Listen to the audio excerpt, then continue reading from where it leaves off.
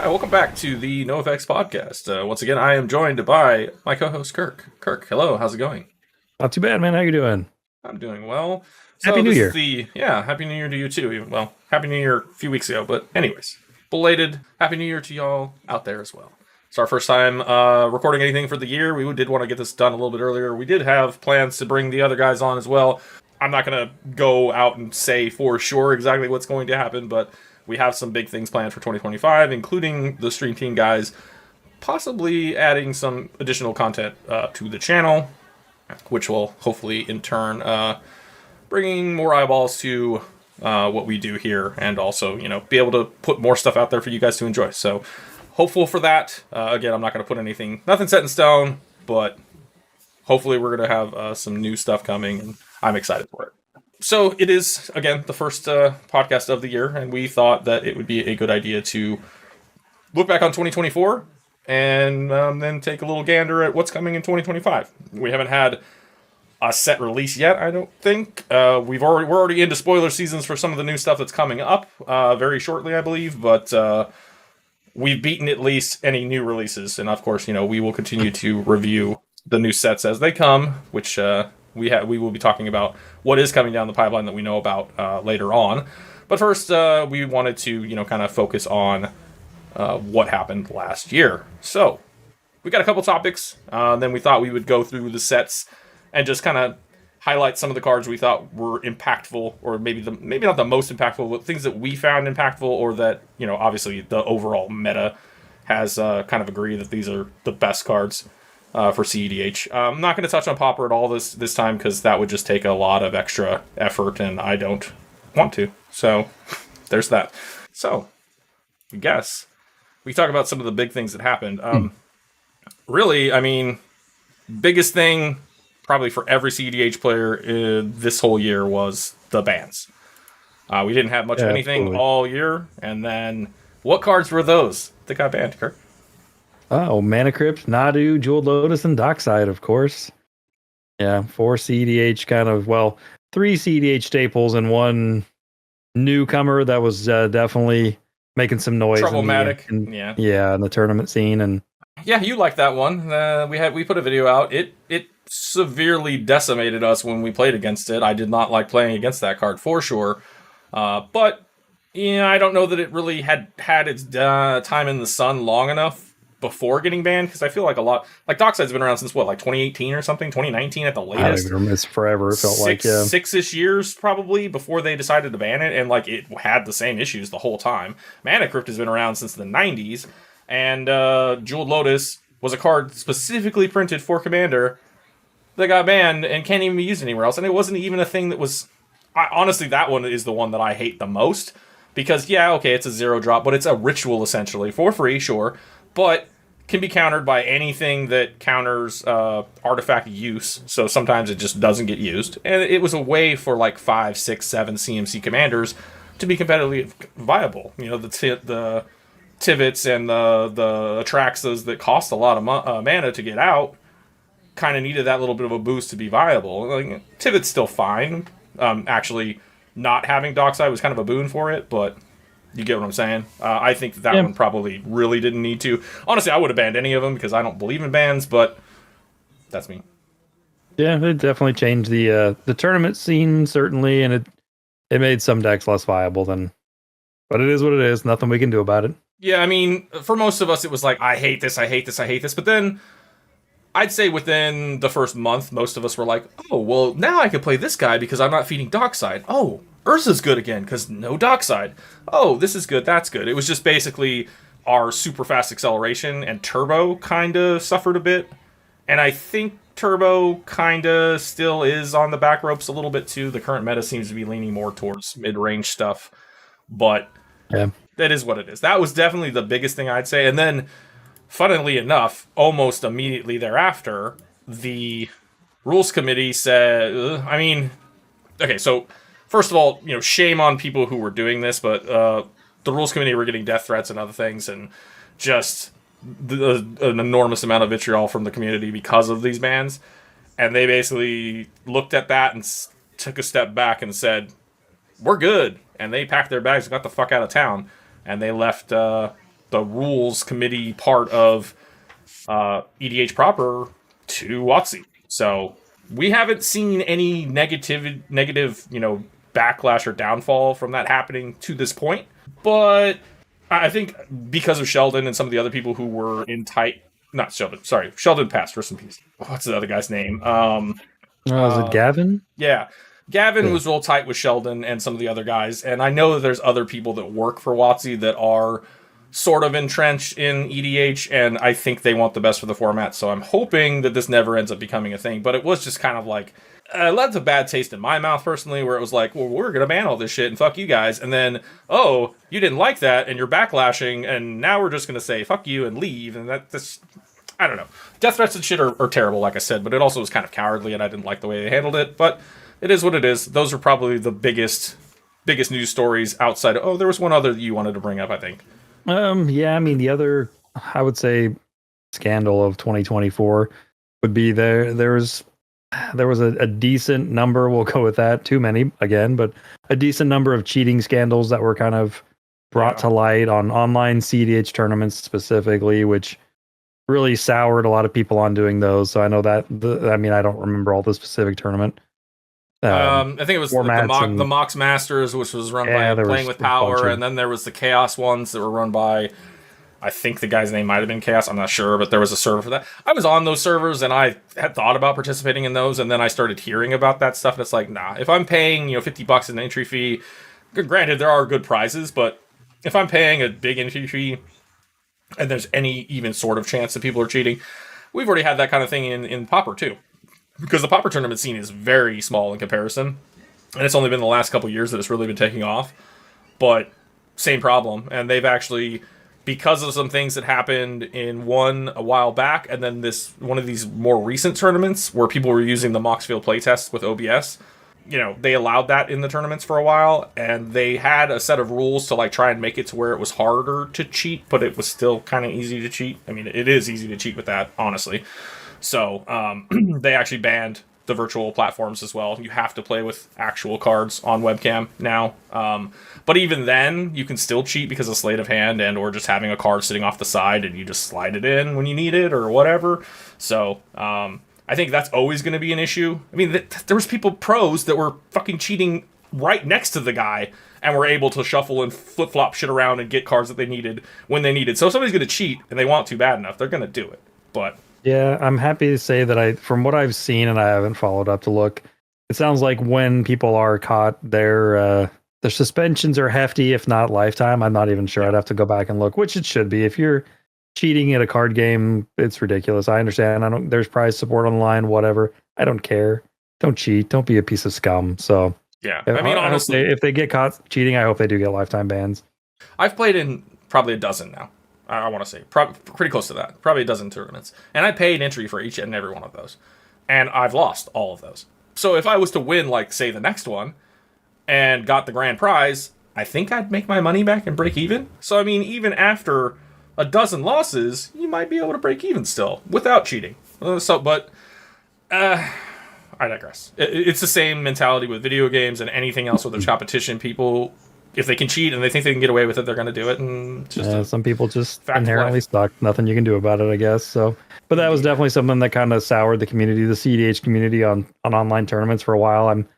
I do most of my CDH tournament play in person, so I don't have to worry about it. If I do, I've been cool with doing the virtual ones for Pauper because the only real in-person ones that I've seen are in Philly and shit, and I'm not flying that far just for a fucking Pauper tournament. Sorry. There has been some push because some of the RC guys live here in California, and there's been kind of a push to try and get some inkling of a community around here to where maybe we could find a centralized sort of location that everybody could go to. We could run a tournament, which would be cool. I might do that at some point, but CDH wise, yeah, I'm not doing it unless it's in person. There is one down, his name's Higher. I don't know if he's still working with Playing with Power, but he did for a while. He lives down in San Diego, and he runs one called the Fishbowl. I'm not sure if you've heard of that, but it's I think this is the third or fourth year in a row that he's been doing it. It's somewhere down in San Diego, some LGS. It's a big enough tournament that they've continued to do it, and I'm assuming there's good prize support or whatever. I've thought about going, but it's just haven't yet. someday maybe.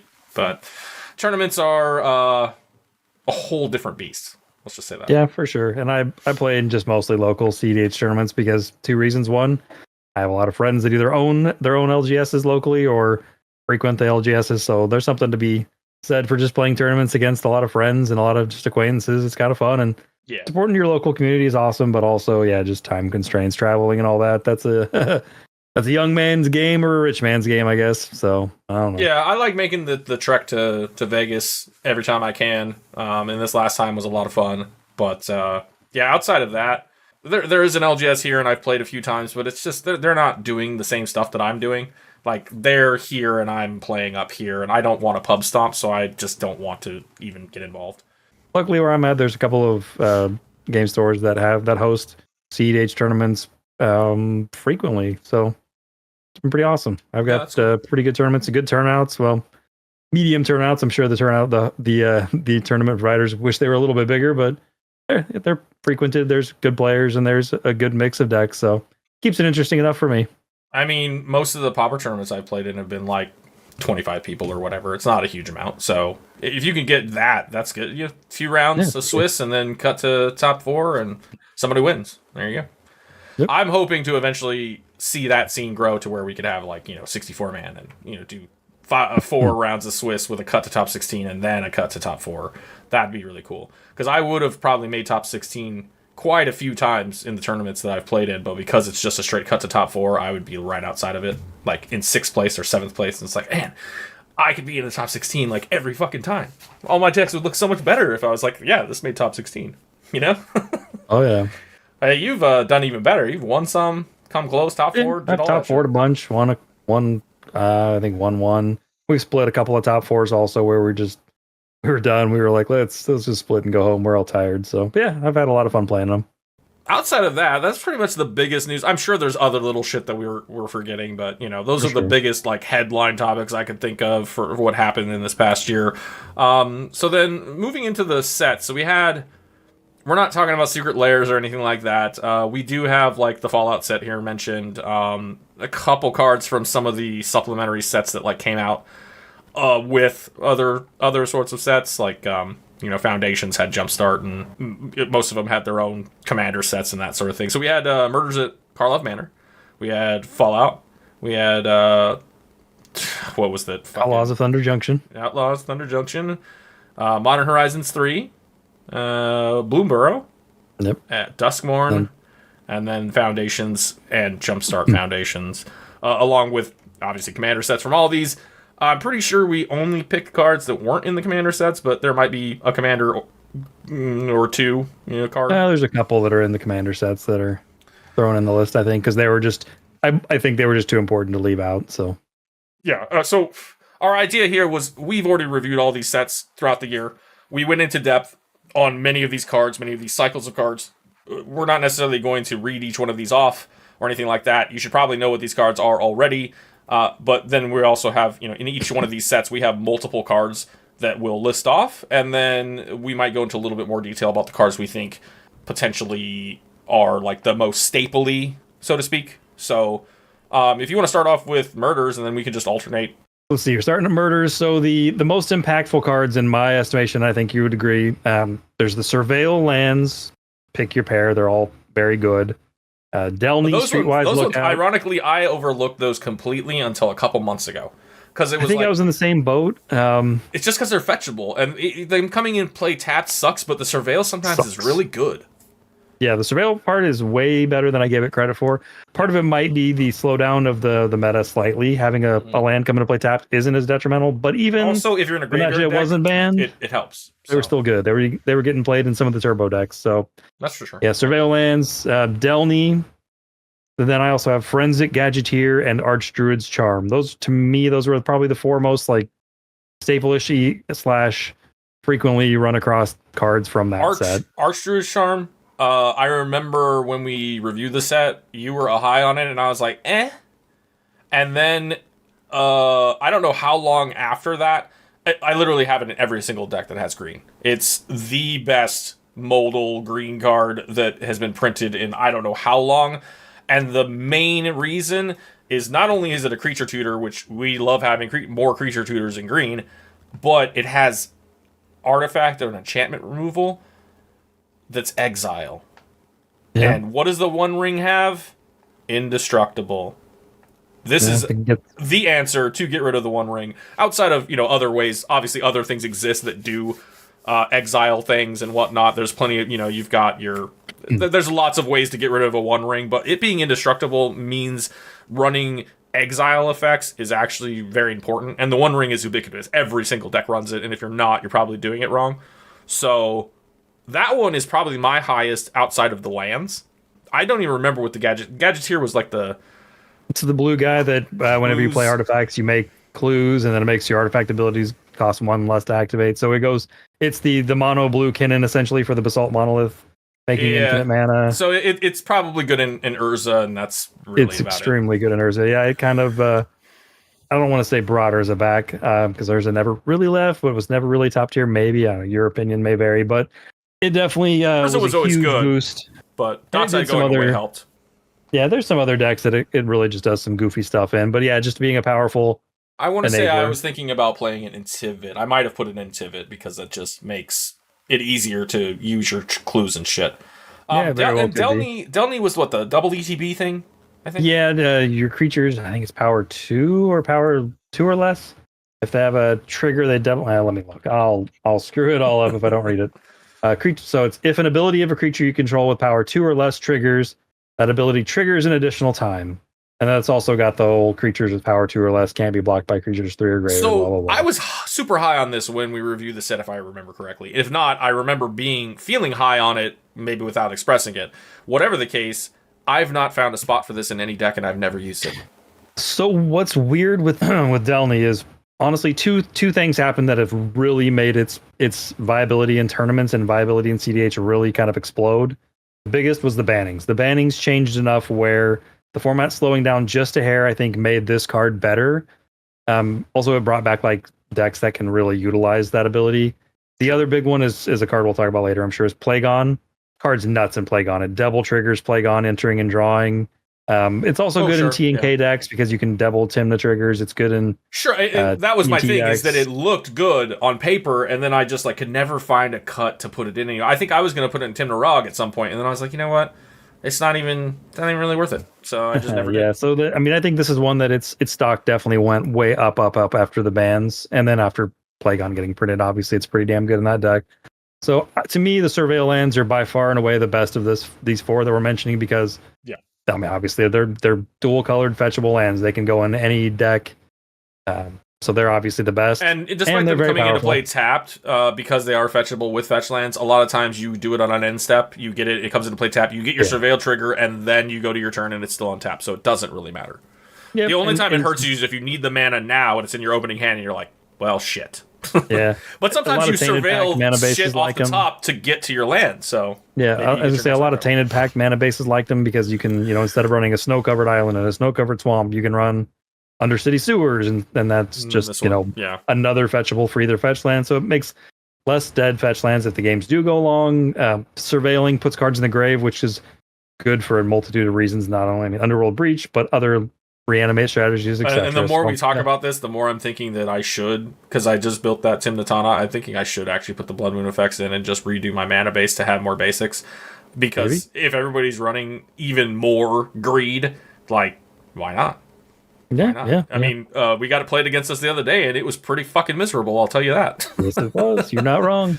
So, but yeah, I mean, I'm sure there's others. I know there's other powerful cards from this set, but these are the 4 that really just stood out to me as the ones that I probably run into the most. The Surveil lands being by far and away the standout of this group, and then the other 3, I'd say I probably see Delny more than I see the other 2, honestly, but they're all very good cards. Archduke's Charm being able to tutor Gaia's Cradle is nuts.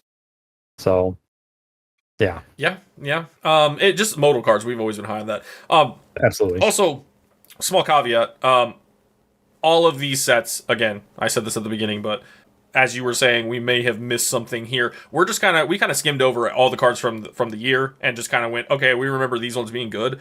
If you want more in-depth conversation about any of these, check out our playlist on the channel. All of our reviews are there. And you can go back and listen to stuff and see how wrong we were about certain cards and how right we were about others, and whatever. But if you want more information and you want to see more about any of these particular sets, feel free to go check those out.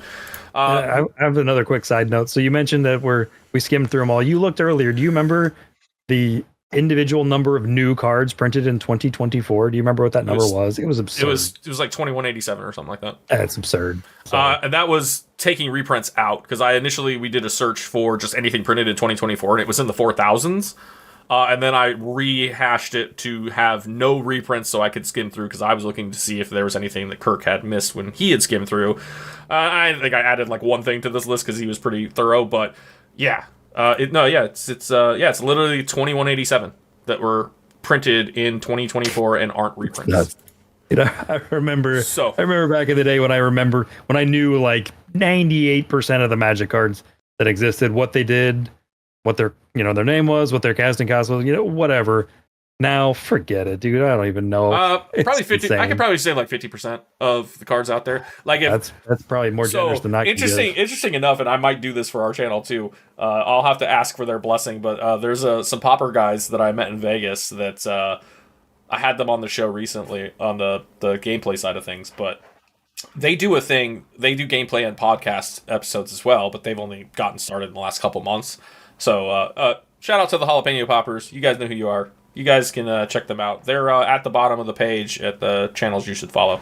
They do this thing where it's like 20 common questions or something. It's basically 20 questions to guess a card. So one of them has a card, and then you have to guess. I'd be interested to try and do that with you, because I mean, it's kind of rough the way you just expressed how it's hard to remember all this shit. But like, we could pick some cards that we know you could get and see what happens, and maybe have some challenges. But yeah, it could be something fun to do at the end of podcasts. Going forward, again, I want to ask them if it's cool if I steal their idea.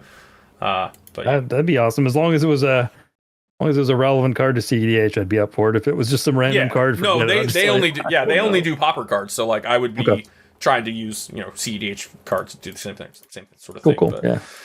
All right, moving on. So then we had one of the Universes Beyond sets. I think, was this the only one for the year?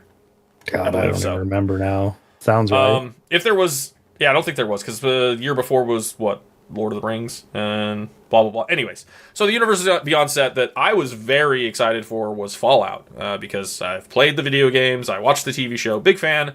It came out and was pretty lukewarm. There were cards, but there wasn't a whole lot, and even looking at this, the first card that you listed here, I'm like, yes. The other card, I don't even remember what that is, so you're going to have to tell me. But so the two cards that we have here are Nuclear Fallout and Bottle Cap Blast. And I also know that there was like some dumb Nuka-Cola machine or something that had a weird combo in one deck. Was Nuka-Cola in that too? Yeah, that's another interesting one. That's a fun there was engine. Some other cards too, and I know like you did like Dr. Lee or whatever the fuck, and some of the other weird things. We built decks with some of these, but was Mothman and the Master and all that. Those are fine, but they're not staple. Nothing to write home to, and nothing that I've seen really since. I mean, people played this stuff for a while, and then it just kind of went away. Nuclear Fallout, though, that's a card that I have played, and I have compared it. It's kind of favorably compares to Toxic Deluge, whereas Toxic Deluge is 2 and a black, and pay X life. Creatures get neg X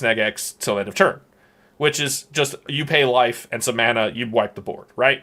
This one is X and 2 black, and X is you pay mana, not life, and it does twice X, neg 1 counters, and then also puts rad counters on players. And rad counters were a weird mechanic, but it basically says, like, if you have rad counters, mill yourself until you hit, or mill X cards if you hit, I think it's non-lands or something, then you remove counters. Otherwise, they stay, and you have to mill yourself each upkeep until you get rid of all of them.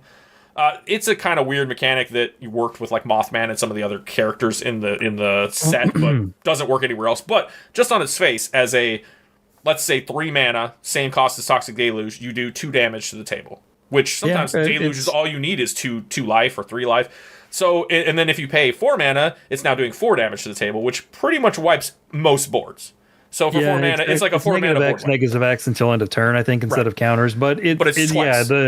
The beautiful thing about it being a 2-drop, it was good in decks that wanted to play like Adnos. It's weirdly tutorable with like Muddle the Mixture. Spellseeker. Or Spellseeker, yep. And the cool thing about the rad counters, if you have infinite mana to dump in this, not only does it mill, it also deals damage when they mill non-lands. I don't remember if it's damage or I don't remember how it works either, but yeah.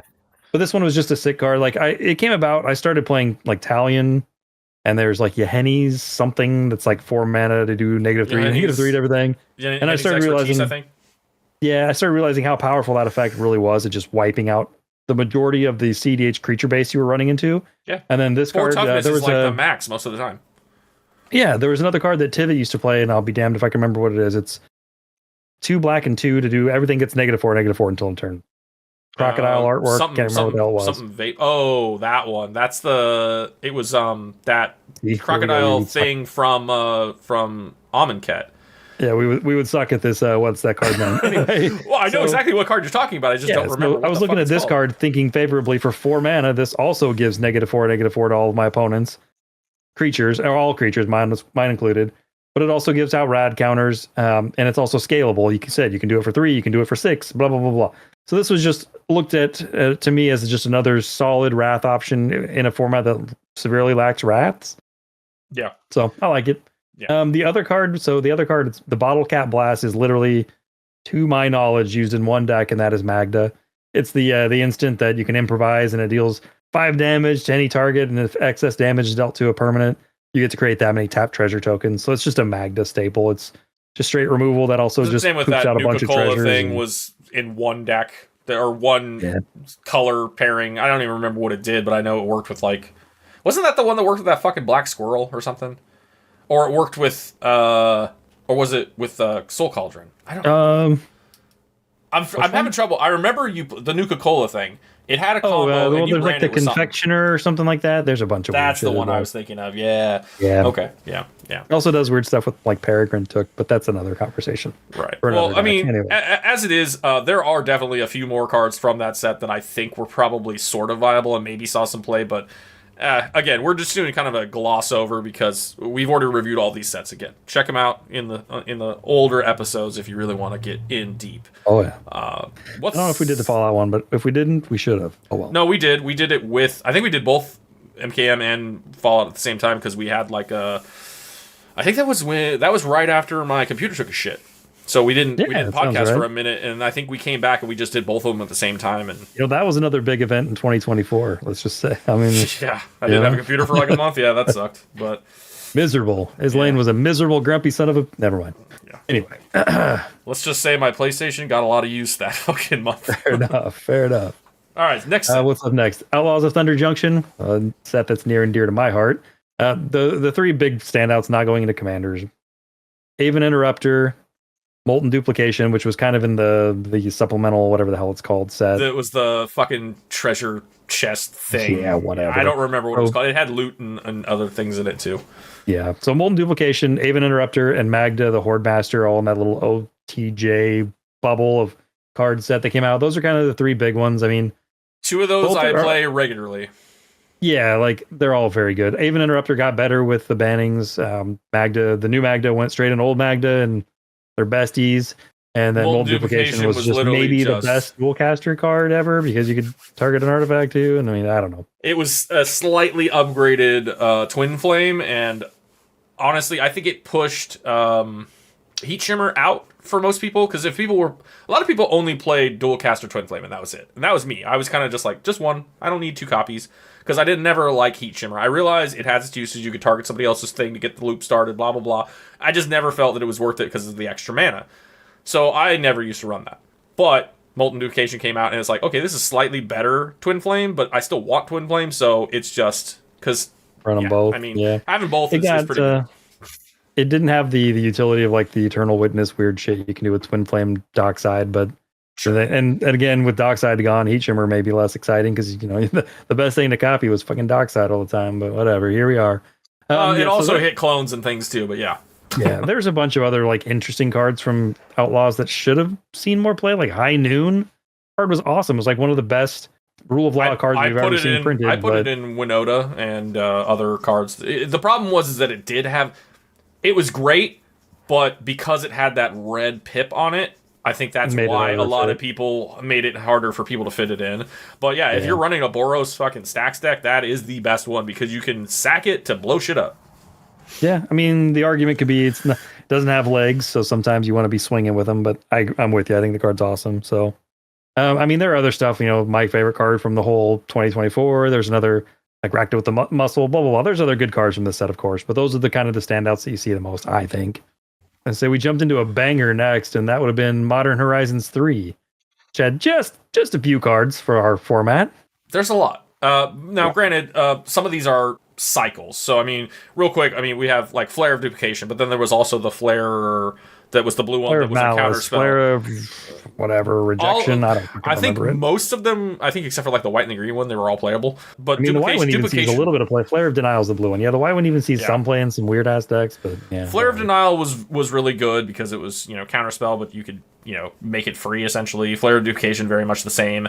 Also, any sort of decks like Joey's favorite Ashling can use that just to win the fucking game. I mean, Flare of Duplication was the best of the cycle because Rog exists. Rog Rack is just dumb and free and viable, and on turn 1 it's there and available to use for free. It's just nuts. So Flare of Duplication was nuts. Yeah, and then the MDFCs that they brought in, there were a lot of them. You didn't even get one. One of my favorites isn't even on here.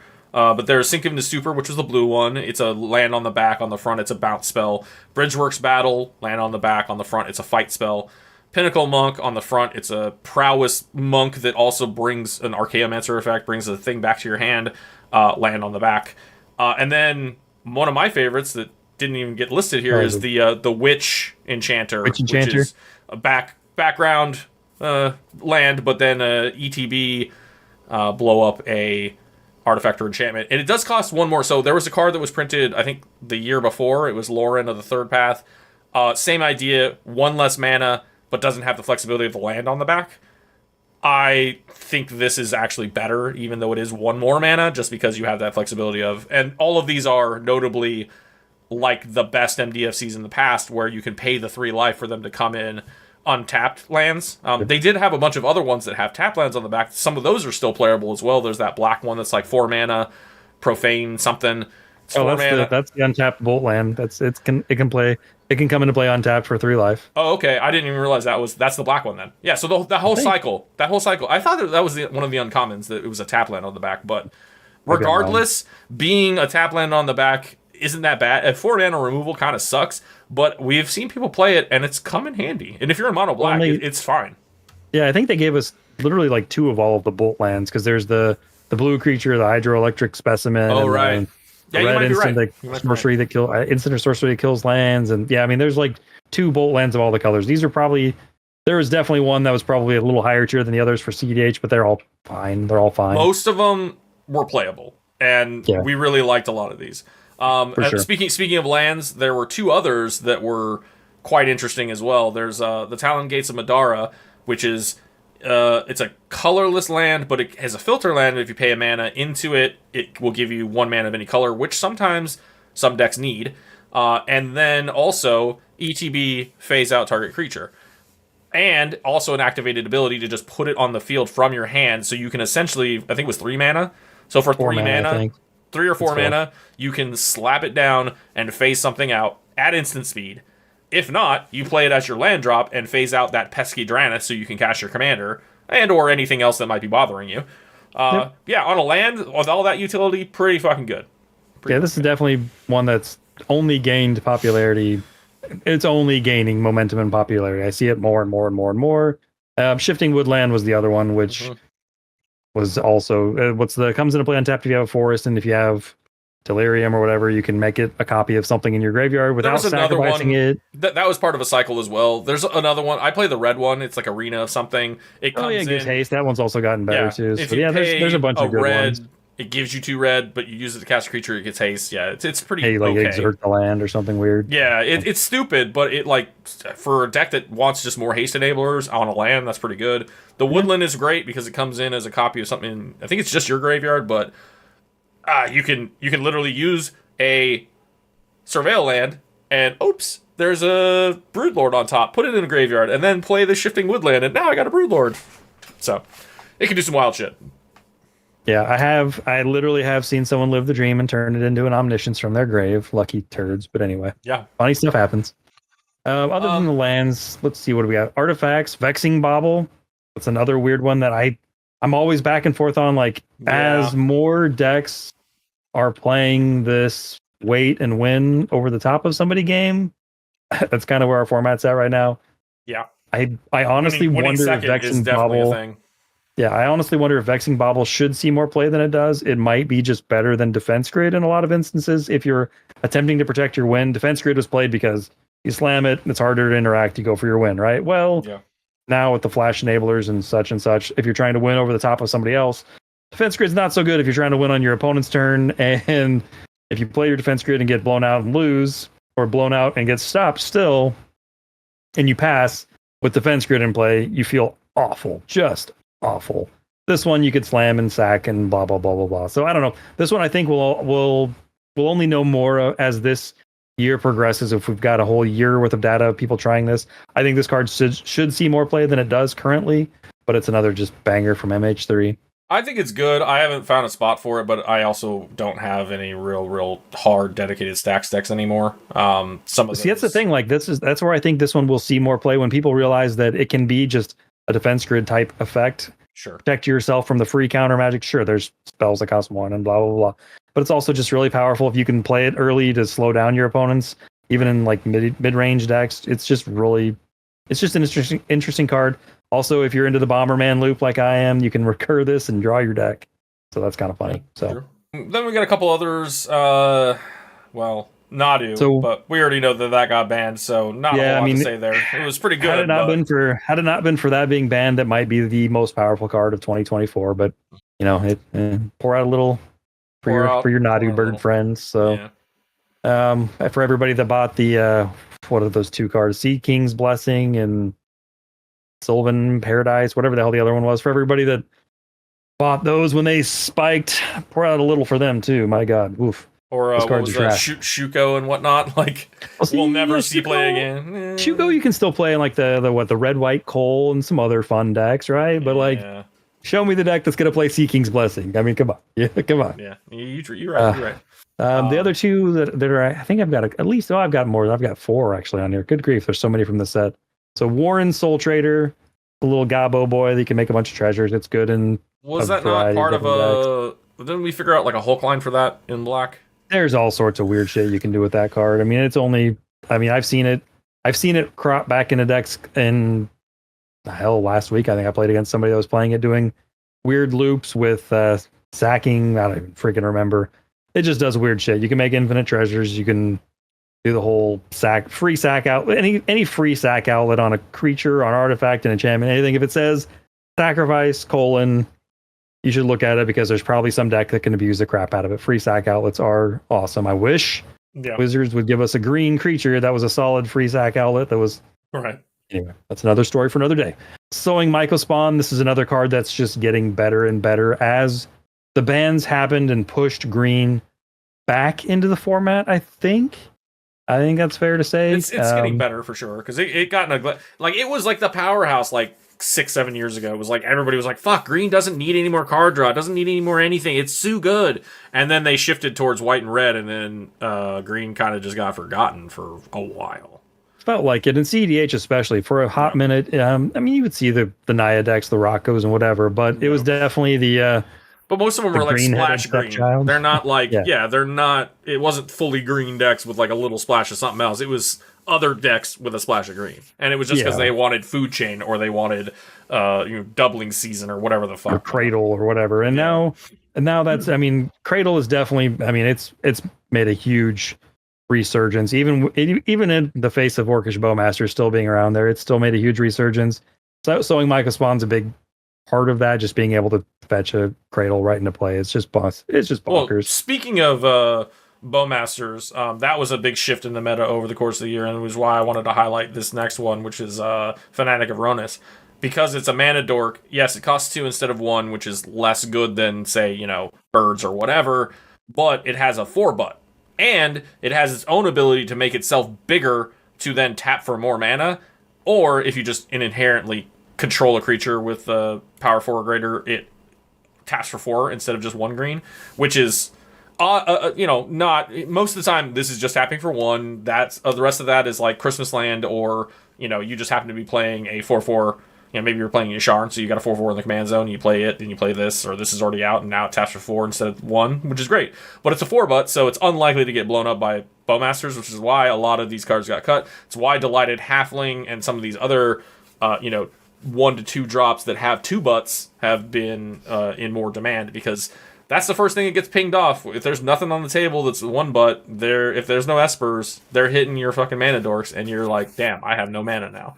So Yep, absolutely. I mean, Sinkhole was a card forever ago, and if I can free kill a land, aka kill a creature, that's great. Plus, if you're playing green decks and you're killing their green mana dorks, you're also making their cradle weaker. So that too, yeah. And it's also just less mana for them to convoke with a chord. It's less mana for them to be able to fucking finale for X equals 5. Now they can only do X equals 4 or whatever. So yeah, it affects them quite a bit. Yeah, unless your opponent has a Necro in play or is a hardcore Adnos deck, you're probably just murdering mana dorks left and right if you can. So yeah. And speaking of Necro, the next one is Necro Dominance, which is the weird bastardized stepchild of the original Necropotence, which I went on record as saying I think this card sucks at the very beginning when we first saw it spoiled.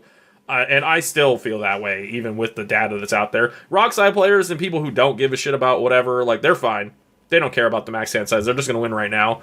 But, I don't know. I play Zur. I play Necropotence. I do not play this card. And I will not play this card. I mean, Rogsai is the deck especially that makes this card I think a thing. And with some of the other cards we're going to talk about later, Rogsai only got a couple of Flare of Denial or Flare of Duplication right here in this set. And then Necro Dominance. And yeah, you saw definitely a spike in Rogsai's power pre-ban for sure. Post-ban, it's still very good. So same with Necro Dominance. Despite the fact that we kind of thought that it might not be, fucking Blue Farm is still doing fine. Yeah, you're not wrong. It might be the best again. Who knows? The other card from this set that's pretty powerful, and this is another one that it'll wax and wane depending on what they print. But 6, very powerful. I think this is also part of the green resurgence though, because it's got recursion on a body, and it's a big body, and it just does stuff, and it's not bad. Yeah, card advantage on the creature, and it swings. It's never bad, and they're always going to print powerful crap. I mean, we're going to see more and more powerful crap, whether they're lands, whether they're creatures, whether they're whatever. So being able to recur stuff with this is pretty strong. Yes, sir. So yeah, I mean that's a little list of what is that like. I mean, not even counting, just saying the flares as a cycle, the modal lands as a cycle. That's 2. Then you got Bobble. I mean, that's what is that? 1, 2, 3, 4, 11-ish cards 10, from 10, MH3 10, that you run into. I mean, like including all of the flares as one cycle to one card. I mean, it's nuts. You saw a lot of MH3. MH3 is all over the place, but even though it's everywhere in this Kirk would format, like to say that this next set is better. I'm of the opinion that MH3 was probably the best set of the year, but I think that goes for like every year we've gotten a Modern Horizons set. Modern Horizons sets have been notoriously very, very good for CEDH. And while I think it's very good, I will argue Bloomburrow, including Bloomburrow Commander, is more powerful for the format. Tell me why. Of the previous set, there were probably, minus Nadu. Keep in mind, I'm saying this post-ban Nadu. If Nadu was still in, much bigger argument. I think by the time Bloomburrow came out, Nadu had been banned? Or was it Duskborn? Oh, heck, I don't even remember. I can barely remember what I did last night. Bans were like 6 months ago-ish? 4 months ago? I think 4? Yeah, who knows? All right, doesn't matter. But so anyway, so cards from Bloomburrow: Valley Floodcaller, Mockingbird, Into the Floodmaw, Polywog Prodigy. That's 4 right there that you'll happen to notice are all blue. And then as if they needed help. Right. There's cute little nuanced cards like Bark Form Harvester and the other clone or the other changeling, which tree something or other, it escapes me right now, which are good in Magda because they're artifact dwarfs. But then there's also Hazel's Brewmaster, which was from the Commander set. So Polywog Prodigy, I think, was from the Commander set also. So yeah, Hazel's Brewmaster was an interesting one. Valley Floodcaller, obviously, and I brought this up earlier, but we were kind of in between. It was before. There was a Spirit that does the same thing. It can be flashed in and then gives your shit flash. That came out. The 1/4 thing. Yeah, I think that came out like that might have been OTJ or MH. It might have been MH3. I'm not sure. I think it was murders because it was Spirit makes sense. I think it was like one more mana or something. So it was the same 1 blue and 2. It was a 1/4 flyer, but I don't remember why Valley Floodcaller is better.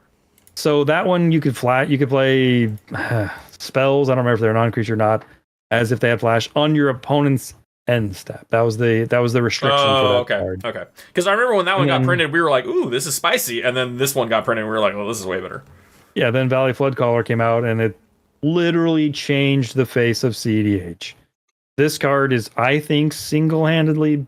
Yeah. So I think it's the biggest reason CDH changed this year. Well, caveat: Born Upon the Wind. That came out last year. That was like the start of this. And I feel like Born Upon the Wind was that was the one for me. I was putting that. That's why I run that in Zur. That's my Necro thing. I put Valley Floodcaller in my considering because I probably should be playing it too, but I hadn't. I haven't actually played it at all yet. But and then there was like the one Gandalf that was mono white, and then there was the dumb Ornithopter Liberator or whatever. So there's been a thing where, because before, back in the day, it was just Emergence Zone, and I mean the blue ley line existed. There's some artifact, but I mean the blue ley line hasn't seen CDH play in a decade. It's a hot minute this year, weirdly, because people started realizing the power of having flash on freaking everything. I mean, they printed that 4/2 flying fairy that gives all of your spells flash. That's seeing play in some decks. That was my point. Is that it was like, I feel like Born Upon the Wind happened, and like the Lord of the Rings set happened with that and the other, and then it was like each set we've been getting another one and another one, and it's gotten to a point where you can have a very critical mass of ways to enable flash for yourself. Absolutely. With Necropotence or even Necrodominance, even though I don't like it, very important.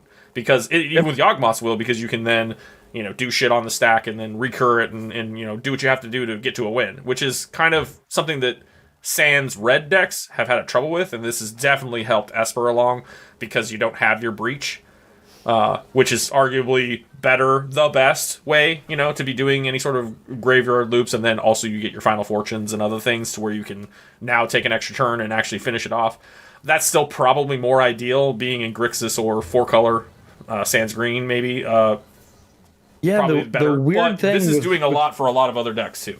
Yeah, the weird thing with the Valley Floodcaller is it itself having flash is great. It giving all of your non-creatures flash is great. That's the reason it's played. But it also opens up those Retraction Helix, Banishing Knack, Infinite Mana lines, which Born Upon the Wind cannot do, I mean, that's just what it does. Weird, powerful stuff. It's the reason you're seeing like a resurgence in Ledger Shredders, for crying out loud. Not just because the card's generically pretty good, but it's also a bird.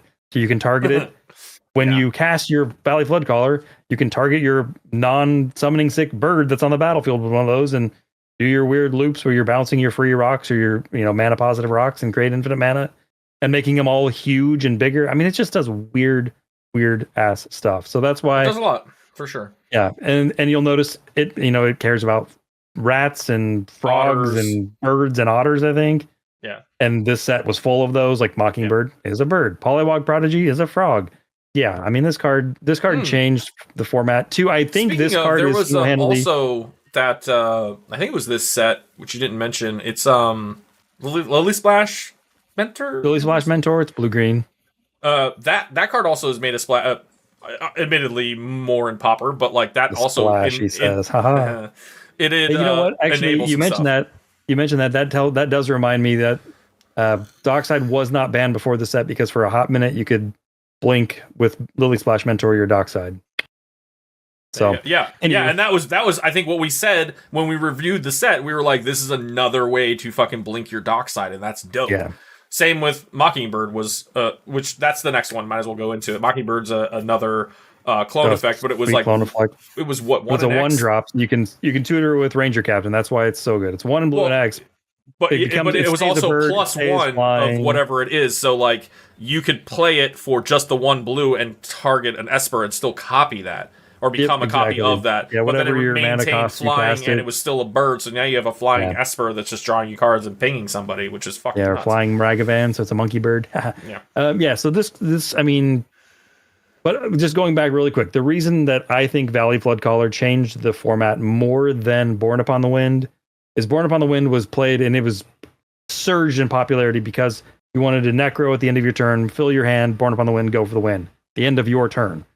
Because of this stupid this lovely Valley Flood Caller, more and more people are trying to win over the top of somebody else on somebody else's turn. More so, Born Upon the Wind helps with that, etc. All those flash enabling effects help with that, but you can do it with Emergent Zone and everything else. But yeah.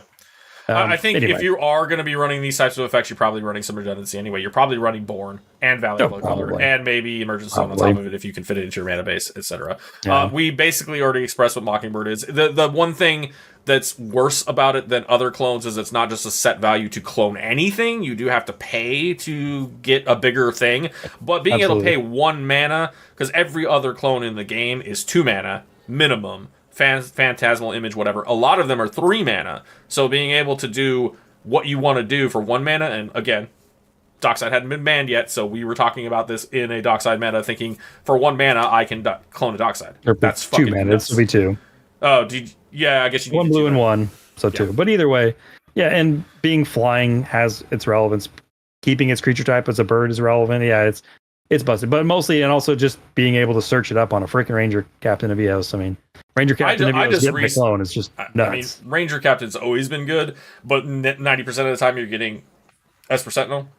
I more recently, even though this card didn't come out this year, I think it was last year or maybe even the year before, I think it was Brothers War, but that Haywire Might, again, just like that Archdruid's Charm, it is a creature, it's a 1-drop, it can get found with Ranger Captain, and you can sack it to exile an artifact or enchantment. So it's another card that I feel more people should be playing, especially if they're in colors where they have Ranger Captain, because that can be your answer to blow up somebody's ring.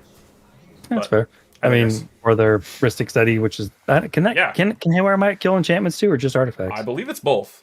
Nice. Okay. And it's been a while since I played It's one. not destroy, it's exile, which makes a big difference. I didn't realize that when the card first came out. I was just like, this is just another what's the caterpillar? Caustic Caterpillar. Yeah, the Caustic. This is just another Caustic. Who cares?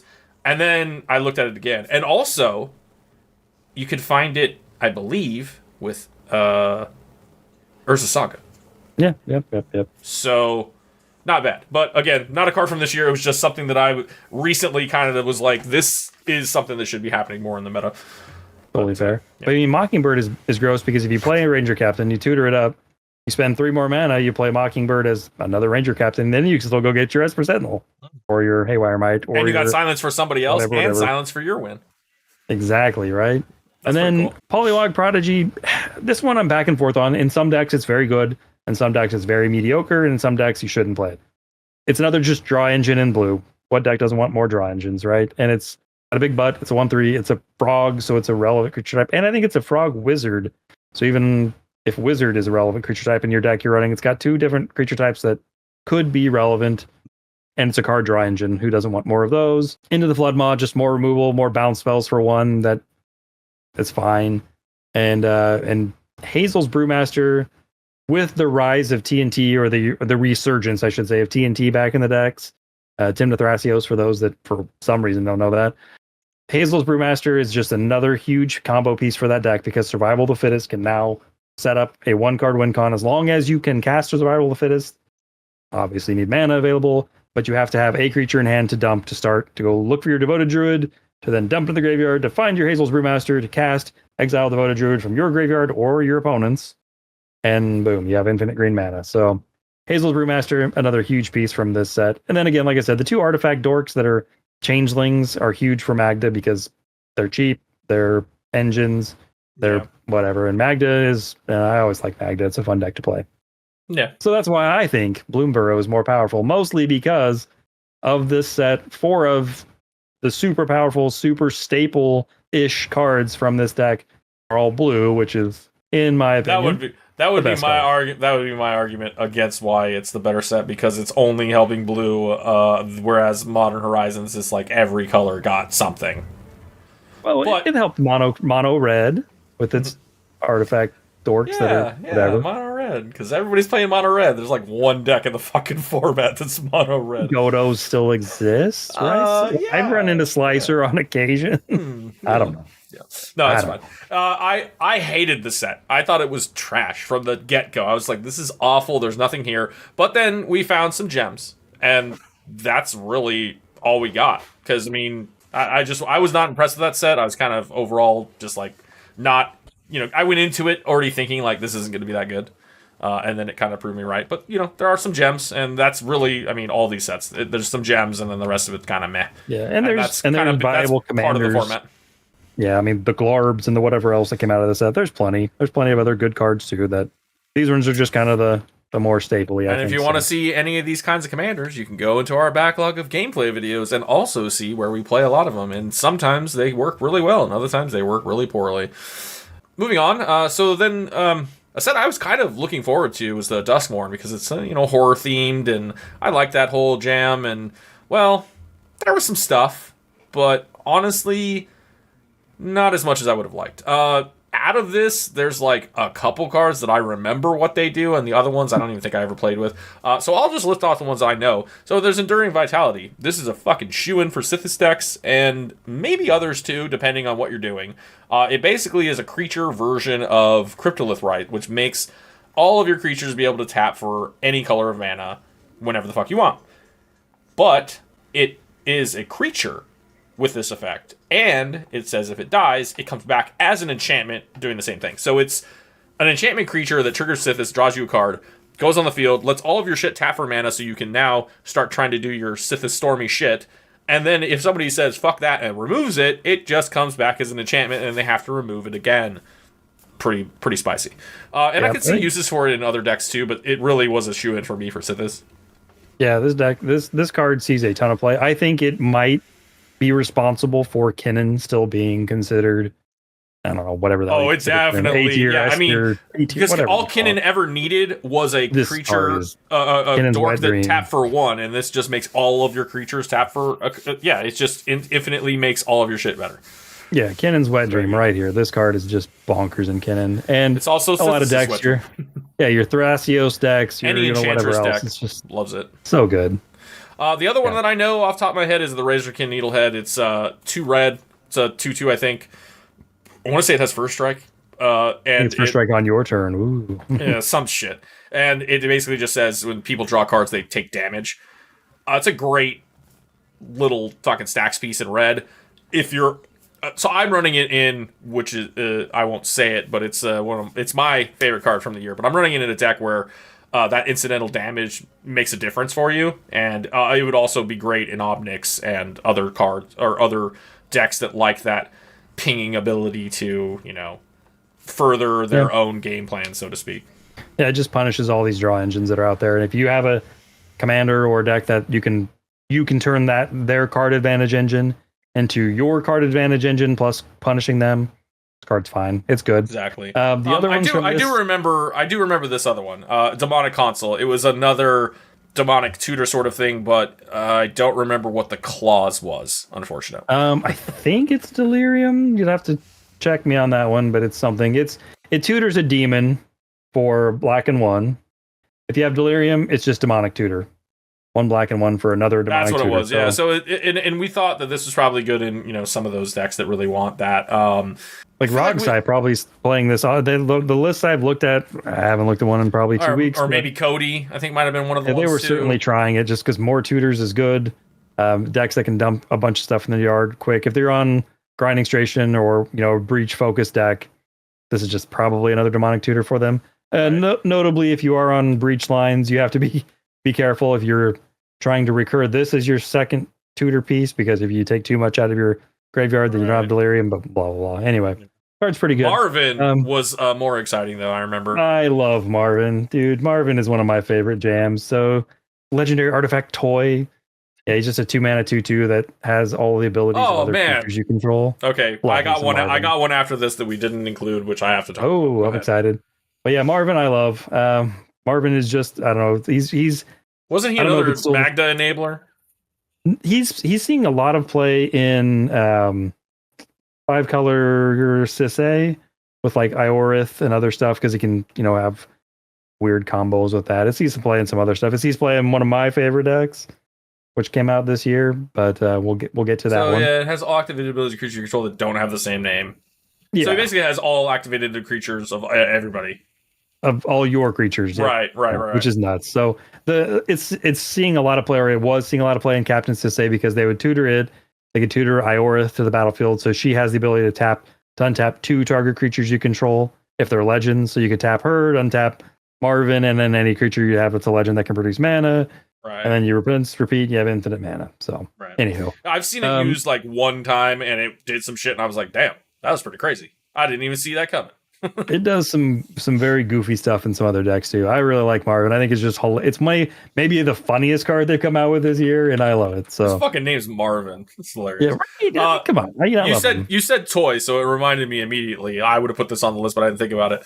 Arabella, abandoned doll. She's fucking literally Annabelle from the fucking movies. Creepy ass little doll. Well, she's not competitive in the sense of CEDH, but I built her in Pauper.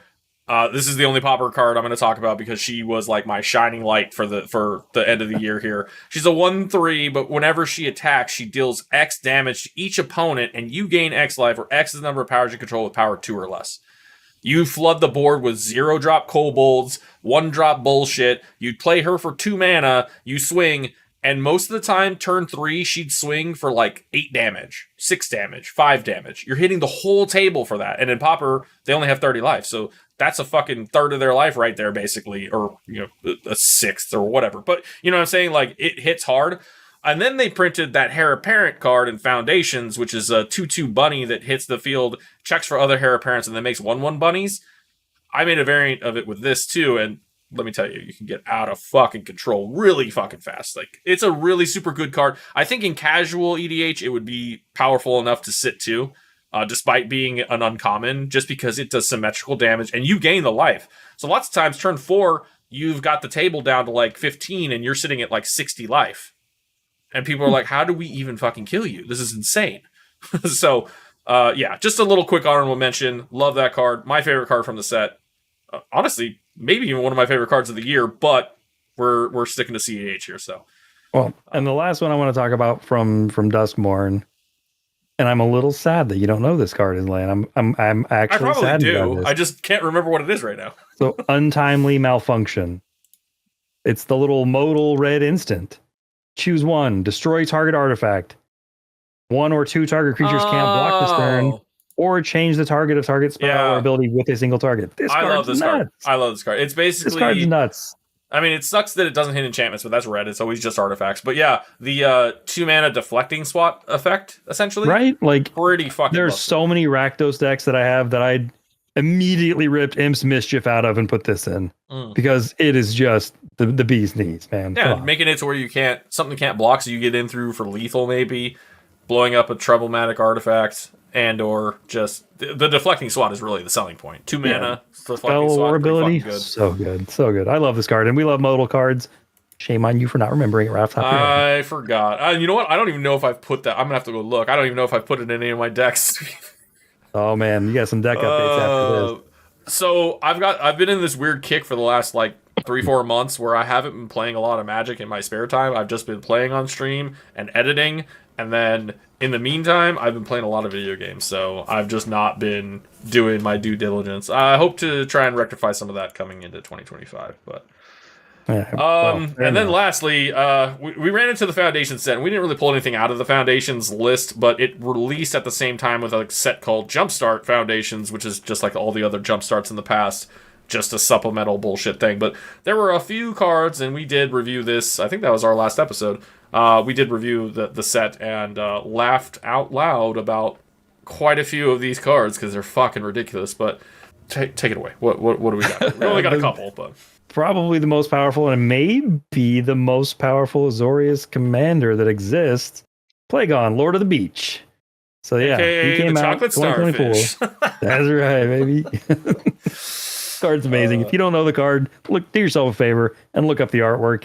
And just laugh. That's all you can do. It literally is just kind of another like arcadey style like enabler, but like even people like Comedian fucking took it to. I think he got top 4 with it. Like he did well in a tournament with it. Like, it's actually seeing tournament play. It's a some fucking deck that we looked already. at as like, this card is a fucking joke and it's stupid. We just wanted to talk about it because it was funny. The artwork is so stupid, and then it turns out to be an actual viable card, which is hilarious. Yeah, it's pretty damn good. It draws a fart ton of cards. It's made Blink is back, baby. Blink is back in CDH because this little guy or girl or whatever it is draws a lot I I think starfish might be like both sexes at the same time. I'm not sure. I'm not a marine biologist. I have no clue. The being able to do damage with its toughness part barely matters. It's insane.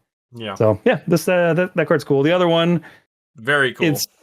It's Rev, the Tithe Extractor. I think this card will only see, if we continue to be in the mid-range meta that we're in, I think it'll continue to see more play. I've put it in my Timna list already, and it, I think, can fit into a lot. It's basically the Black Ragavan. It costs more mana, but it gives a creature Death Touch on attack, which sometimes can be the deterrent to let you get through, so then you can steal the card off top. But instead of being like Ragavan, where it's only that turn you can play the card, it just gets exiled and you get to keep it, much like Evelyn and other cards that do that same sort of thing. So it is card advantage, also combat trick advantage, which is weird, but like we like it, and it's not a bad. I think it's like a 2/4. I think it's a 3/3 or 3/3. Yeah, I think it's a 3/3. Decent size.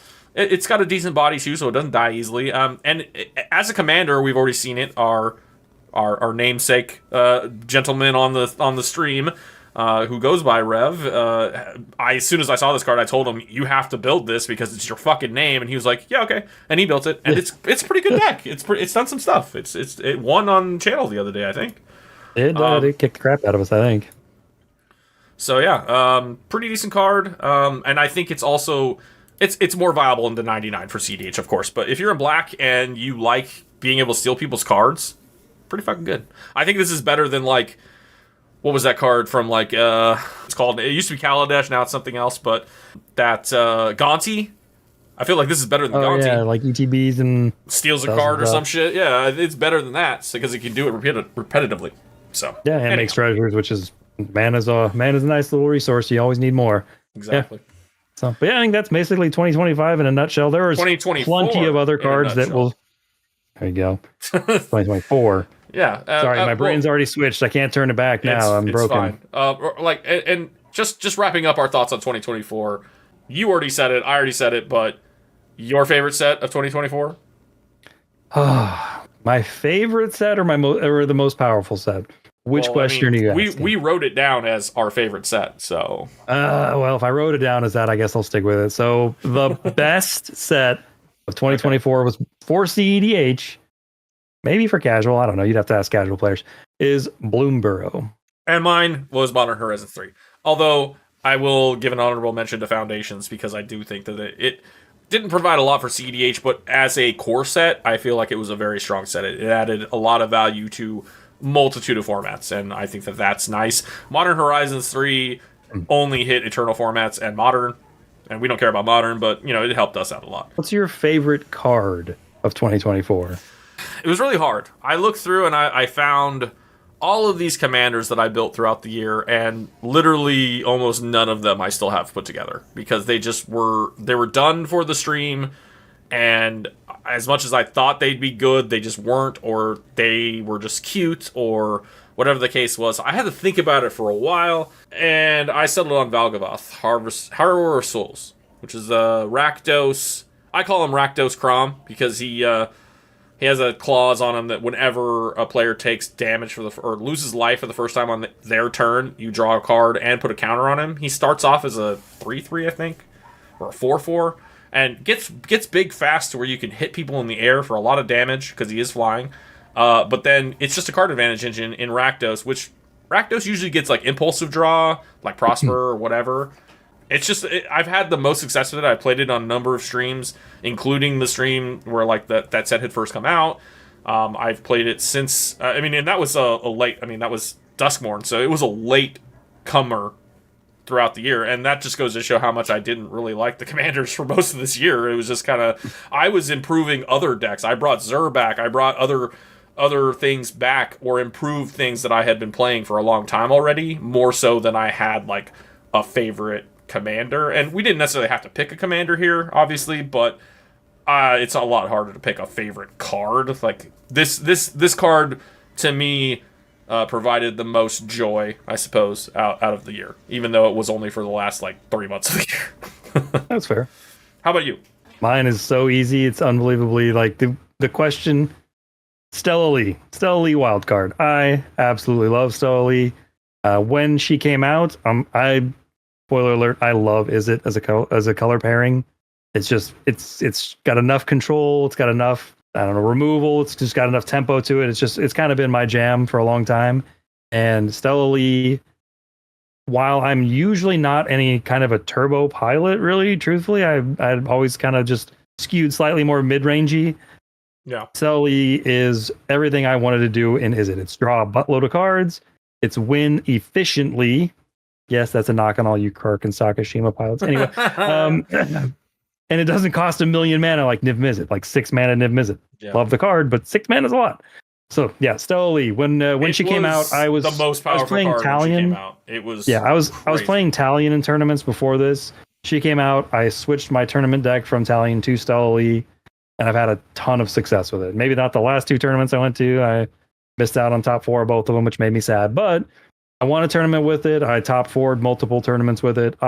You won on the stream absolutely a fuck ton of times with it. And then Nadi came out and you're like, this is even better. And then it got banned and you're like, well, back to Stella Lee. Yep, pretty much. Mm. So yeah, Stella Lee, my favorite card, hands down. It's just, it's a cool deck. It does some weird stuff. It can win out of nowhere. It's very powerful.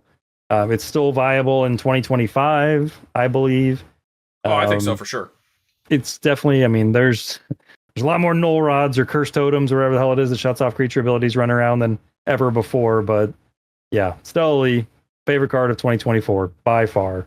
That's the thing. So when we've gone and done our pods for when sets come out, we usually, it's just kind of like somebody's like, I want this card, and we just go, okay, you picked it, you got it. It's kind of just been, first come, first serve, grab the thing. And a lot of times I'll let y'all pick, or unless there's one that really speaks to me, I'll let y'all pick, and I'll just pick up something that's random. Like when we did the fucking Marvel, that's a set we didn't talk about. I played Wolverine in that set, and I was like, this is probably the worst one out of all of them, and I ended up winning one of the games, and it was like, whoa, this is pretty cool. Like, he actually was better than I thought. But then there was like that Bello character that I misread the whole fucking card, thought it was amazing, and then started playing it, and was like, oh, this is trash. What the fuck? So, it's and then lots of other things that I made throughout the year where I was just like, this looks good on paper, I built it, and it just was not good. There was a lot of cards that came out throughout the year, but I didn't have that one. Like, you picked Stella, and that ended up being, like, the best card from that set. And then, like, you got Nadu, too. It's like, you got probably the 2 best fucking commanders from the whole year. I am an a-hole. What can I say? The rest of us got all these other shitty... Well, that's not true. Joey got Ashling, which is also pretty fucking good. But, and I mean, I'm happy with Valgavoth. I think it's a really good deck. It's not the same explosive thing that, those other decks that we mentioned are. But, it's done something for me, and I've kept it together, and I keep playing it, and I enjoy playing it, so it does something slightly different than what I usually do with Rakdos as well, which is kind of cool. Like, I mean, it does have some of the same combos, but just the way it gets there is different, and just having that command zone card advantage is a real big difference, because every other Rakdos commander I've played doesn't have that easy just get a draw off of everybody's turn. Like, theoretically, you can draw a card every turn all the way around, because people are usually fetching, doing other things, whatever, and then adding in the cards like that Razorkin and Kedrick Parasite and other shit that are older cards, but people do a thing, they take a damage, you draw a card. Love it. Easy. So, with that said, that pretty much wraps up what we have to say about 2024, and we don't have as much to say, obviously, because this is just speculation or whatever, but we wanted to take a brief look at what we know about what's coming in 2025. We, as of right now, know the release schedule of 3 regular sets, 2 Universe Beyond sets, and then there's another Universe Beyond set that is to be announced towards the end of the year. Because Foundations was designed to be a core set, so to speak, for the next 5 years, it looks like we're maybe going to get less set releases because of that. I assume there's still going to be a fuck ton of secret layers and things in between all of this stuff. Probably commander sets for all of them, blah, blah, blah. The same thing that we've been dealing with for the last few years, to where it's just way too much product. But there is some stuff here that I'm kind of looking forward to, and then there's some stuff where I'm like, eh. So, also that's not on here, which we already know about, we've seen spoilers for, is first thing, I guess, is Innistrad Remastered, which they've been doing this now, where they basically take like all of the sets of a particular plane and then like pick and choose the best cards and kind of slap them together. It's mostly reprints. Actually, I think it's all reprints. I think it's all reprints. Yeah, but it's like, you know, it's all reprints, but it's like the best of the best from like OG Innistrad, Return to Innistrad, because we've gone back to Innistrad like 15 fucking times. Same with Innistrad and Ravnica. Like those two planes we've seen way too many fucking times. Like go back to Lorwyn, you cowards. Like I want to go somewhere else. Like can we revisit some of these cool planes that like did different shit? Like please. But, yeah, so the first one that's actually on the docket comes out in a couple weeks. We're in the middle of spoiler season for it now, so to speak. But it's called Aether Drift. And it's set on the Kaladesh plane, which we haven't been back to since, like, 16 or 17. But they, for whatever reason, changed the name because Kaladesh had some weird cultural significance in a negative fashion, so they changed the name of the plane to something else, and I don't fucking remember what it is. This is also like Magic meets Fast and the Furious. I mean, there's already keystone artwork with like Chandra riding a fucking motorcycle, and I mean, it's going to be a vehicle set. Kaladesh is where we got vehicles in the first place, so it makes sense that this is going to be a vehicle heavy set. And I love vehicles. I think they're a great mechanic. They're cool.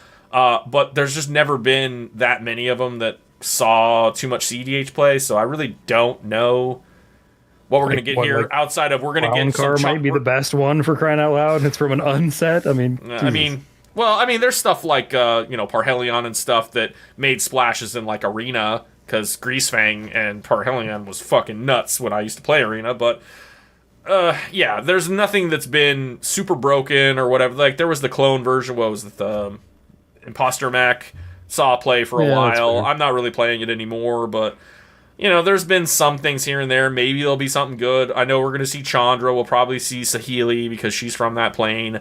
Other than that, I really don't know. I mean, we've seen some spoilers, but I don't really want to talk about that. We'll end up doing the set review when this shit comes out. But yeah, I mean, any thoughts about this? I'm not super big on it. I like artifact sets, so that's fine, but I don't know. Sometimes I get a little tired of them, but I'm almost happy they're just going back to vehicles. They might be doing mounts again, who knows? But sometimes I'm just tired. I'm as mentally exhausted from keyword soup as I am from new cards. So I'm curious to see if they do anything with energy, because this is also where they originated energy on this plane. So more energy stuff could be cool, because with MH3 brought out some, and we've had a little splash here and there. Fallout had a commander that cared about energy too. So like, there's a few cards that are out there that are kind of on that cusp of like, maybe this could be a deck if we just got that little extra energy support. And then vehicles too. I mean, you might be able to make a vehicle-focused deck. I know there was shit like DePaula and stuff that cared about vehicles. Well, and they could make something saw a little else. Bit of CDH play, so you never know.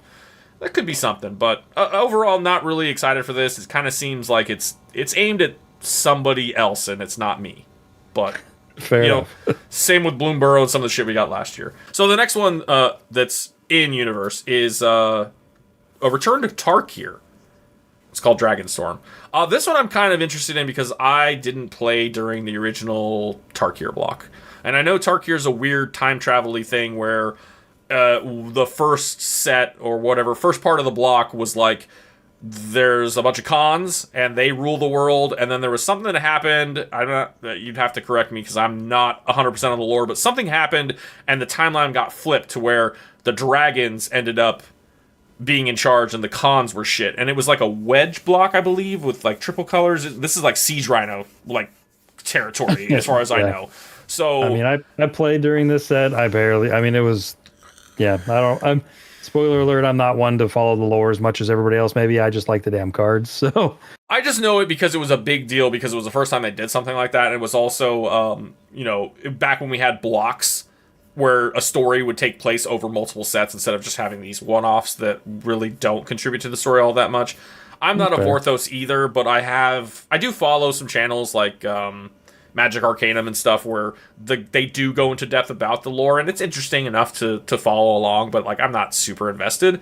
So again, I don't know what this is. It says Dragonstorm, so I'm assuming this is still going to be the timeline where dragons were. But we're going to get the dragon lords like Koglahan and fucking Ojutai, and there's a bunch of them. All of the dragon lords that came out of there were, I think, wedges or shards or whatever the fuck, the 3-color. It should be a 3-color set, I would assume. I'm not sure if we're going to get cons and dragons or if we're just going to get dragons. Really hard to say. But I don't know. As far as I know, one of my buddies who I played Magic with for over a decade now is a huge dragon card fan. Dragon Lord Master, shout out. Anyway, he will probably be all over this set. If there's dragons in it, that dude's got like one of the most extensive collections of dragons in Magic I've ever seen. It's insane. So he'll be all over this. There'll be weird big fatty dragons and crazy abilities. And what's the old dragon that you could go ham with if you could, when it ETBs, you tutor up a dragon of every color? Ur-Dragon? Is it? No, not the one that goes. Is it the Ur-Dragon? It comes into play and you tutor up a bunch of. You tutor up a dragon of each color. Is that one? It might be. I don't know. I never played dragons because they're always too fucking expensive. It's gonna drive me nuts not to know. It might be. It'll drive me nuts. But anywho, I'm sure we'll get some weird new toys for that and this set, and who knows, man? It'll be strange. Yeah, we'll see. I'm not sure. Like I said, it's a plane I haven't been to personally because I haven't played. I didn't play when that happened. I think it was 2-3 years before Kaladesh when I came back. So, but I'm familiar with it enough to know like kind of what happened and kind of what cards came out of the sets, but not familiar enough to really care. It's just we'll see. Dragons are cool. But I don't remember any mechanics specifically that came out during that time. Ferocious, maybe. Tiamat. That was the one. Oh, Tiamat. Yeah. I used to see that in CDH every now and then. Maybe it'll come back. Scion of the Ur-Dragon was a big one too. That was 5-color, and that was like you put a dragon in the grave and then get the abilities. You could chain that into multiple things. It used to be kind of viable like 10 years ago, but maybe not now. So the next thing we get is it looks like midsummer, June-ish. We're getting a Universes Beyond. I'm not sure if these Universe Beyond sets are going to be like a big set like Lord of the Rings, or if they're just going to be a Commander set like Fallout or whatever the case. But the next one up is Final Fantasy. And if you've ever played a Final Fantasy game, you're probably excited about this. I can think of a lot of characters that I'd love to see cards for. I don't know how they're going to do it, though. And honestly, yeah, it's fantasy, but like Final Fantasy has this weird like steampunk, like there's advanced technology, there's magic, like people have guns. Like you can have a party with somebody with an arm that's a gun, and then this other dude's a fucking lion, and then this other dude's like a marshmallow thing, and then your main dude's got a big ass sword, and then there's like a girl that like fucking does martial arts shit, and then there's like a healer chick, and like it doesn't fucking make any sense. It's weird Japanese bullshit, like anime, over the top, everything's crazy, but like it works for whatever reason. Like the games are fucking phenomenal. There's a lot of cool like morality choices and a lot of other things. Like just really well written, very fun games. They're up to 16 mainline titles, so like it's not exact, and there's a fuck ton of spin-offs as well. So like it's a series that has had its hold on a lot of people for a lot of years, and I'm looking forward to it, but I really don't know what they're going to do with it, and I really can't say much more because it's just like what I'm sure there's going to be Cloud, there's going to be fucking Sephiroth, there's going to be people from Sid and Red 13 and fucking there's a lot of characters that are going to be in this, I'm sure, but are they going to be any good? Is it just going to be another Fallout set where it's like, okay, cool, I got all these characters that I like, but they suck, so I'm never going to play them? My favorite part of that segment is you talking about Final Fantasy is probably what other people think when I talk to somebody about Magic the Gathering and a non-Magic the Gathering player hears the conversation, because it's just straight over the head. I don't know jack shit about Final Fantasy. I'm not much of a video gamer. I've seen it played. Don't know which one it was. One of my college roommates used to play Final Fantasy, and it looked like a cool game, but it's just never something I've ever played ever. So I have Zero there reference to is go off of. So some, like, I'm surprised they haven't made any live action anything of it yet. But there have been some animes and like computer generated graphic type or CGI, movies and things. So like, it has had some branching off into other media. But yeah, it's mostly just video games. And if you haven't played it, you're not going to understand anything I just said. So, this is not necessarily a set that's going to be here for Magic players. This is a set for people who don't play Magic and just like Final Fantasy, and that's gotcha. kind of what it is. And from what I'm picking up from what you talked about, it literally could go in any freaking direction. That's going to be weird.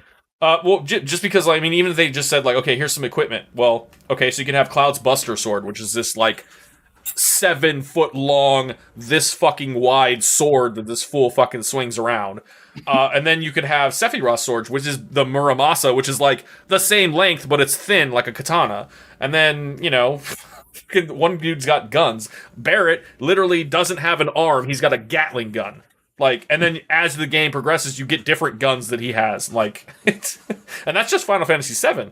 That's not mentioning the other 15 fucking versions with all their characters and all the other shit they could do. They could literally go in any direction. I have no idea what they're going to do with it. And I know for sure because they just recently have been working on remakes for Final Fantasy VII because it is probably the most beloved out of the entire series. That and 6, maybe 9. But there's like a chunk there in the 90s, which was like Chef's Kiss, the best Who of the doesn't best. love a good 6 and 9, buddy? Come on. Right. Anyway. Exactly. So the next one after that is this one I'm kind of intrigued by. It's called Edge of Eternities. This is the late summer release, and this is supposed to be like multiverse, like space. This is a space one? Okay. Yeah. Okay. So like Magic has already established itself as being a multiverse, right? So like all of these different planes exist. These are different, worlds, planets, however you want to call. They call them planes, but essentially they're just like planets. That's the way I look at it. It's like there's a big ass solar system. Kaladesh is over here. This thing's over here. This one's over here. Whatever. And only people that have the spark, planeswalkers, blah blah blah. But then they all got D-sparks, so now there's the fucking, what do they call them? Those little gate things that people can go through that are the people who were planeswalkers can still travel around, but they're not planeswalkers. It doesn't make any fucking sense. It feels like they rolled back on some shit and then just like came up with a weird way to like explain it away. But this kind of to me feels like it's like Doctor Strange or something. It's like just weird being able to teleport around, whatever. Maybe space travel. I'm not entirely sure, to be honest. Maybe we'll just see a whole bunch of extra turn spells. It'll be the time warp set. I was thinking kind of more along the lines of like a War of the Spark or like the invasion with the Martian machines and all that shit, where it was like all of these different planes and just melding it all together. Kind of a multiversal thing. That's kind of my idea, but I really don't know. They haven't given us enough information about all of this. We're just spitballing here. I mean, maybe we can do the whole like what's the Lego movie? Spaceship. Anyway.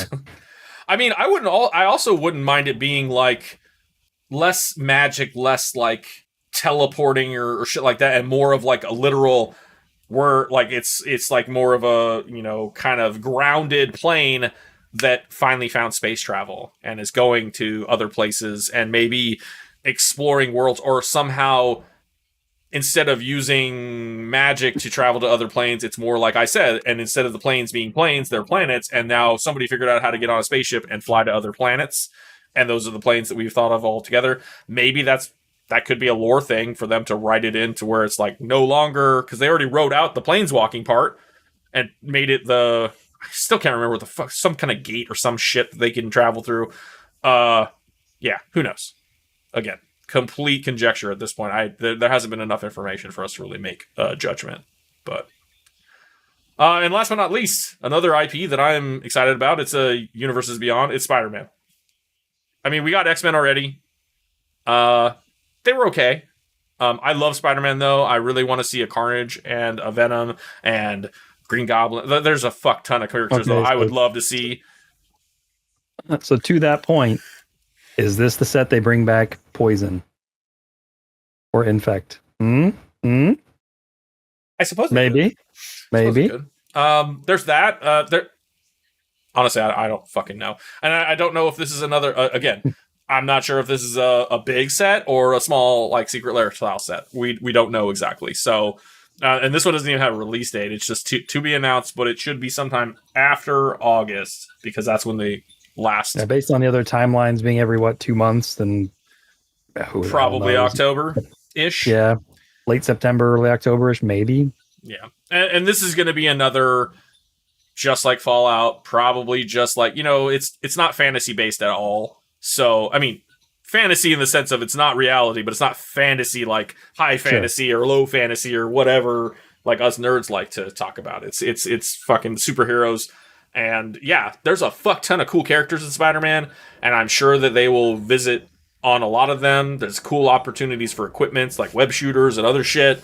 They could even do something, I don't know, team ups. That was a thing with Spider-Man a lot, especially with like the old cards in like the 90s, where like there was cards where it was like he teamed up with the Hulk or he teamed up with Wolverine or whatever, and it would give you a little synopsis of what happened in this comic issue or whatever. There could be some team up shit. I could totally see him just introducing a bunch of like random ass Avenger characters into it for sure. They a ton of Marvel characters because Spider-Man, being one of the oldest IPs from Marvel, has interacted with basically every fucking Marvel character that exists for the most part. So you could literally put anybody in here and it wouldn't be like out of line, So again, hard to say what they're gonna do with it, but could bring back Poison. That's all I gotta say.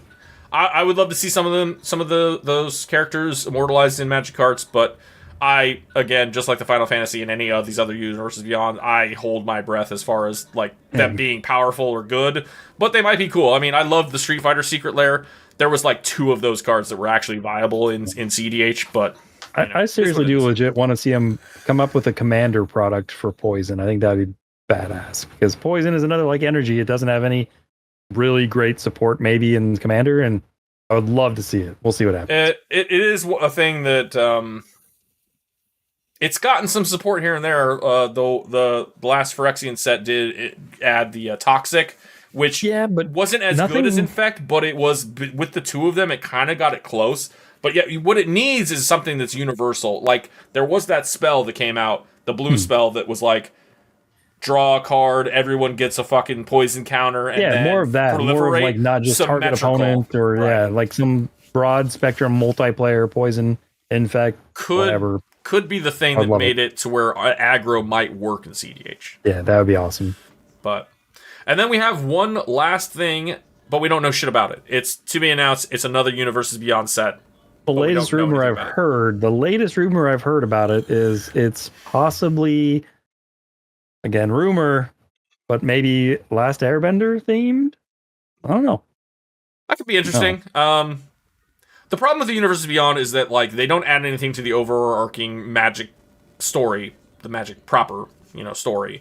It also doesn't add anything to the game itself outside of maybe a card or 2, because generally speaking, we haven't gotten, outside of like Lord of the Rings and the Dungeons and Dragons sets, we haven't gotten like a fuck ton of cards from one of these sets where we're like, dude, this like made CEDH, like all these cards are CEDH, it's crazy. No, we're gonna get like 2 cards per one of these sets that are gonna be like maybe CEDH playable, maybe a commander or something like Spider-Man, a good commander, we can build him, whatever, like just like Captain America or Storm or whatever. Like you're gonna get something like that where it's like, yeah, this could be viable, but it's not gonna be that great, and mostly it's just gonna be like a collector thing.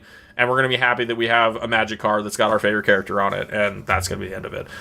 The other sets, probably going to introduce. I'm willing to bet Aether Drift is going to be strong vehicle set. I'm hoping there's an energy sub theme as well. Tarkir, we're going to get some dragons. That goes without saying. I don't know what fucking other mechanics we're going to get. We'll see. The Edge of Eternities is completely who knows, and then the Universes Beyond stuff is also just like, you're probably not getting anything that's going to really affect CDH all that much. It's just kind of for fun. Will we see Lord of the Rings scale, or will we see Fallout scale? It's, I'm banking on Fallout scale, but I'm still excited to see some of those cards be printed and see some of these cool characters on Magic cards. It's a cool idea, and I don't hate them for doing it because they've already said it's a multiverse. Oh, and speaking of Spider-Man, they've already had Into the Multiverse multiple times, so there's probably going to be some of that shit too, where there's other Spider-Man variants and other weird shit that I didn't even mention earlier. But again, who knows how much of that'll be actually viable, and it's unlikely that much of it will be, because I think that they're hesitant to make because they made that promise that they would stop making functionally unique cards in those secret layers and those types of sets. But then they said they would make in-universe versions and blah blah blah. Are they going to do that with these? Who knows? I don't know if they're even secret layers. I don't know if they're full-on sets. We'll have to find out. Yeah, but gonna be a lot to unpack, and kind of a cool year. Like definitely a shift in theme, or in, I don't know, a shift in philosophy for Magic. It seems like it went from, for so many years it was just fantasy, its own little thing, and now with all these universes beyond, just building momentum, it seems like it's kind of going more and more that direction. So it's and an interesting shift in focus. I think too with that shift, we saw a lot of years where it was just an over inundation of fucking product, and we're still going to see a bunch of secret layers and shit that are going to have, and that's a given. But like, I mostly ignore them. Every once in a while, there's that one I'm like, ooh, I need that, but most of the time I don't care. But when it comes to like actual regular sets, this is the least amount I've seen for a couple years now. Usually it's like 4 mainline sets plus a core set type thing during the summer, and then a couple supplementals that are universes beyond and or whatever, plus then there's foundations, plus an unset, plus 16 new secret layers. Like this, if you look at this little calendar, there's not much here, and I like that. It may be, and I think, I want to say I read something somewhere, it was probably Gavin or whatever, or somebody from Magic, that said that they were going to try and pare down the amount of releases that were coming out. I don't necessarily think it's because, they're worried about us spending too much money or anything like that, because they have not given a shit about that for a while. To my knowledge, every year they've been posting record profits. So, like, year over year, they've just been going up. But I think maybe it's just, for our sanity. Maybe their sanity too. I mean, it's just way too much shit coming out. So hopefully they're staggering some of these releases for that reason. And maybe, stuff that they could have crammed into this year's release schedule will come out next year instead. And that's probably beneficial for the format as a whole. Or the game as a whole. I would agree. But yeah, I mean, that pretty much wraps things up. Do you have any final thoughts? No, just looking forward to it. 2024 was a pretty cool year, and just excited to see what 2025 is going to give us. For sure, yeah. Me too. Like I said, there are some things here that I'm kind of interested with. I'm not sure how much of that's going to be great, but I'm going to enjoy you geeking out over Spider-Man, buddy. No, me too. The thing that's funny is that, like, even looking back on last year, like, if you're just dedicated to like playing one format, there's really not a lot that happens in a year. Like, we're over inundated with all of these cards because we have to go through, analyze, figure out which ones are actually playable and blah, blah, blah. But when it comes down to it, what do we talk about? Like 20 cards, 30 cards maybe from the whole year out of 2,000 and some? So, yeah, I mean, I play Pauper, so I could have talked about more. And, maybe if you play Casual, there's other things you could talk about as well. But if you just focus on one format, there's really not a lot that comes out. It's like you have to sift through it all, but you're not really adding all that much when it comes down to it. But interesting takeaway. Well, with that, I think we were going to call it a day. But yeah, thank you all for watching, listening, etc. If you're watching here on YouTube, don't forget to like, subscribe, comment, all that good stuff. If we missed something, your favorite card, you can let us know in the comments, and we will make sure to get back to you. Otherwise, check out the Patreon. Check out Spotify if you want to listen to this shit on the go. But yeah, that's going to be it for us this time. And don't forget to check out our silly gameplay so you can watch us make many mistakes. There's tons of gameplay videos. We may have some shorts coming down the pipeline and some other things that we've been planning behind the scenes. So 2025 should be a pretty good year. I hope you guys enjoy. Stay tuned. We'll see you soon. Have a good one. Later.